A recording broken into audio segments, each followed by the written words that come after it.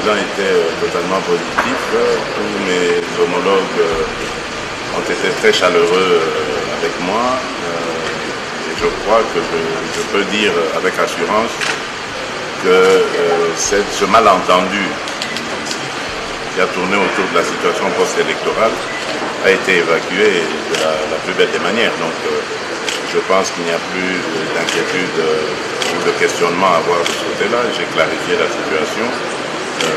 Le peuple a bien accepté l'alternance et tout se passe de la meilleure des manières en République démocratique du Congo.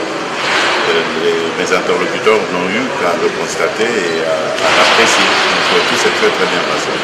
Et cerise sur le gâteau, il y a eu cette élection à la deuxième vice-présidence de l'Union africaine.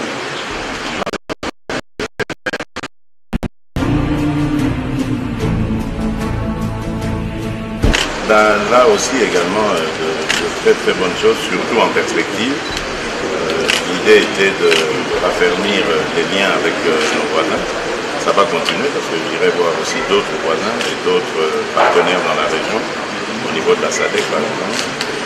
L'idée étant évidemment de raffermir nos liens. Vous savez, mon intention est de mettre des ponts entre tous les pays africains.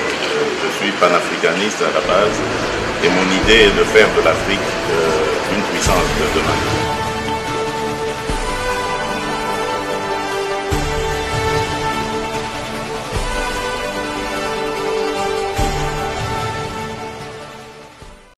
Democratic Republic of the Congo. Merci beaucoup, chers frères.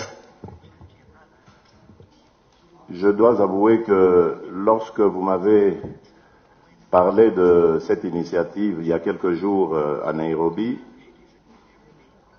je ne savais pas que je devais intervenir. Qu'à cela ne tienne, je pense que c'est lorsqu'on est spontané que l'on dit les choses vraies. Ce que m'inspire l'esclavage, j'ai eu l'occasion de l'intérioriser lors de ma visite à l'île de Gorée.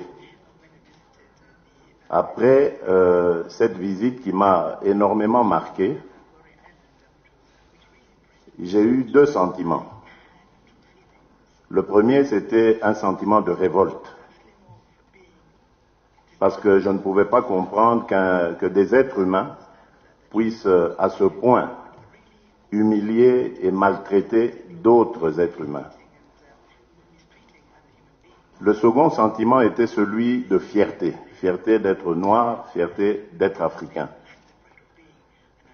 Parce que pendant 6 siècles, notre peuple a été vidé de sa substance. Les meilleurs d'entre nous nous ont été enlevés et ont été emportés pour aller travailler, faire des travaux forcés. Et malgré ces 6 siècles de vidange de notre substance, le peuple noir, le peuple africain est resté debout. Parce qu'il ne faut pas oublier qu'il y a eu encore un siècle de plus d'esclavage, mais qui avait un autre nom, on a appelé la colonisation. C'était aussi une façon d'avilir la race noire, le peuple noir. Et malgré tout cela, nous sommes restés debout. L'Afrique existe. Les Africains qui sont partis dans la diaspora existent. Je crois que c'est le moment d'établir des ponts. Voilà pourquoi cette initiative, chers frères, chers présidents, c'est une initiative dans laquelle je m'inscris et j'inscris mon pays. Je voudrais désormais contribuer à l'avancement de ces réflexions, de ces initiatives, pour continuer ce combat, parce qu'il y a lieu de continuer le combat. Il ne faut pas se voiler la face. L'esclavage continue d'exister sur le sol du continent africain. Et la chose la plus grave, c'est que cet esclavage est aujourd'hui menée par des Africains contre d'autres Africains. C'est inacceptable. Ça doit être notre combat. Nous devons éradiquer la traite du noir par un autre noir. La seconde chose que je recommanderais, c'est d'enseigner à nos enfants, et vous avez parlé ici de l'avenir, de ceux pour qui nous serons des ancêtres, c'est de leur enseigner évidemment l'histoire, parce que beaucoup ne la connaissent pas. Et pourquoi pas organiser des voyages scolaires sur les lieux, comme l'île de Gorée, Zanzibar et bien d'autres, où le peuple noir a été humilié, mais a quand même écrit ses lettres de noblesse. Parce qu'il y a ce complexe qui existe dans beaucoup de nos frères et sœurs noirs, qui pensent que ce sont des êtres inférieurs vis-à-vis des autres races, alors que ce n'est pas le cas. Moi, après une telle épreuve, 6 siècles pendant lesquels on a été humiliés, vidés de notre substance, je dirais même que nous sommes de la race supérieure parce que nous sommes restés debout. Voilà, je vous remercie, Monsieur le Président, et vous félicite encore pour cette initiative ô combien louable, et comptez sur moi désormais pour me battre à vos côtés. Merci. L'alternance démocratique opérée en République démocratique du Congo a été applaudie par les chefs d'État et des gouvernements présents au 32e sommet de l'Union africaine à Addis Abeba en Éthiopie.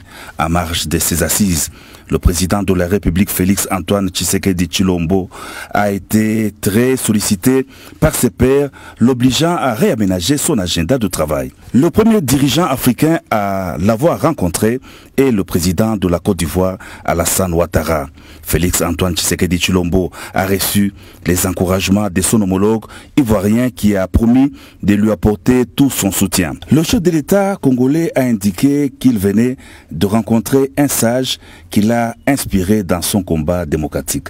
Je voulais venir saluer l'aîné, un des sages de l'Afrique et un des modèles de développement de cette Afrique que nous voulons voir progresser sur tous les plans. Donc je suis venu bénéficier de ses conseils et de ses orientations et de solliciter son soutien pour cette nouvelle expérience que nous commençons au Congo de l'alternance pacifique et démocratique. Et donc je suis très satisfait de cet entretien. Membre de l'Afrique centrale dont la supervision a été confiée au chef de l'État Félix Antoine Tshisekedi Tshilombo en tant que vice-président de l'Union africaine, la Guinée équatoriale compte ouvrir une nouvelle page avec la RDC dans le cadre du raffermissement de la coopération bilatérale sous-régionale. Félix Antoine Tshisekedi Tshilombo et Théodoro Obiangwema se sont promis les soutiens mutuels. J'étais venu saluer mon aîné, le remercier pour son accompagnement dans le processus électoral que le Congo a connu. Et je suis venu prendre des conseils qu'il m'en a donné de très précieux. Je suis très content. J'en ai profité pour l'inviter aussi pour la cérémonie des funérailles de mon défunt père, dont le corps sera rapatrié dans les semaines à venir. Je voudrais féliciter le peuple congolais pour la réussite de la sélection. Que tout le monde attendait que peut-être aurait une situation de crise.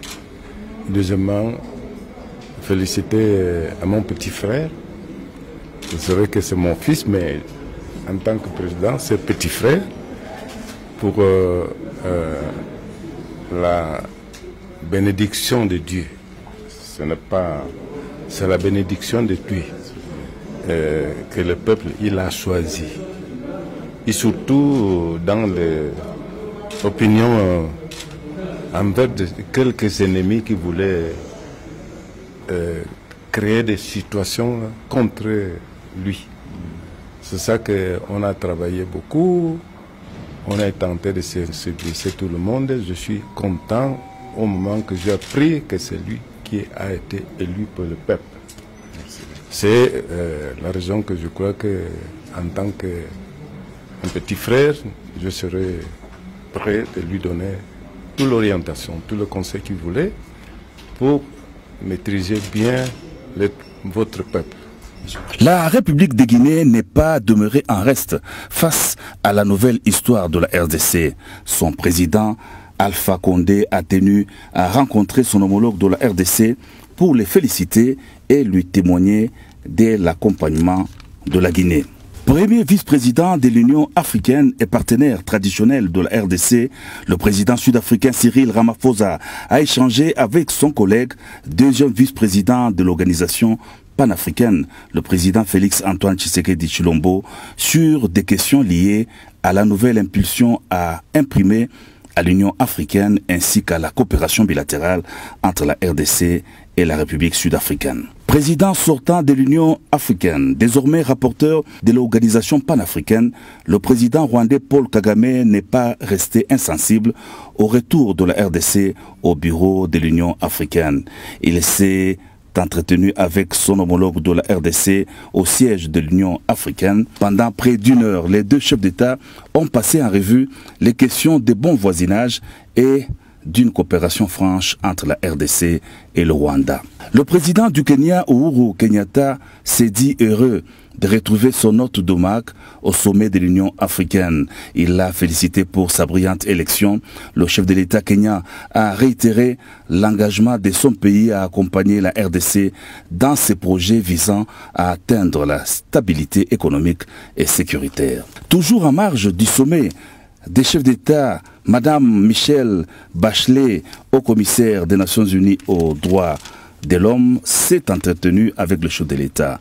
Son organisme s'engage à soutenir la RDC dans son action relative au respect des droits humains. Congo Synthèse.